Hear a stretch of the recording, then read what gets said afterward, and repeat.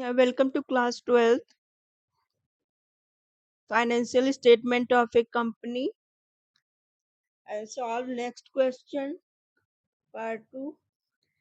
Question number 7. Non-current investment. List 5 items which are included under the head non-current investments. Solution. Investment in property. Investment in equity instrument. Investment in preference shares. Investment in debentures or bonds. Investment in mutual funds. And question number 8, inventories. List 5 items that are included under inventories. First, raw material. Second, work in progress. Third, finished goods. Fourth, stock in trade. Fifth, loose tools. Come to question number 9. Under which main head and subhead of equity and liabilities are the following items shown in a company balance sheet as per Schedule 6? Sundry creditors, bills payable, public deposit, कालीन arrears, security premium reserve, debenture, कालीन advance. बताना है इसको, इसका main head और sub head क्या है. Liabilities में बैलेंस शीट में कहाँ से होगा. Common solution. Sundry creditors main head है. Current liabilities sub head trade payables. Bills payable ये भी है करंट लायबिलिटीज. सब हेड है ट्रेड पेएबल. पब्लिक डिपॉजिट्स ये है non current liabilities and sub head में long term borrowings.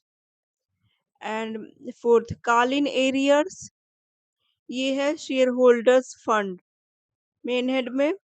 And sub head subscribe capital है. Shown by way of deduction हटा के एरियर्स डेप्रिसिएट करके फिर लिखा जाता है. सिक्योरिटी प्रीमियम रिजर्व ये भी है share holders fund. Sub head है रिजर्व एंड सरप्लस. डिबेंचर ये है non current liabilities. Sub head है long term borrowings. Call in advance ये भी है करेंट लायबिलिटीज और सब हेड है other current liabilities. Come on question number 10. Under which main head and subhead of equities and liabilities are the following items shown in the balance sheet of a company as per Schedule 6? Capital reserve, unclaimed dividend, advance received from customers, interest accrued but not due on debentures, forfeiture shares account, provision for tax.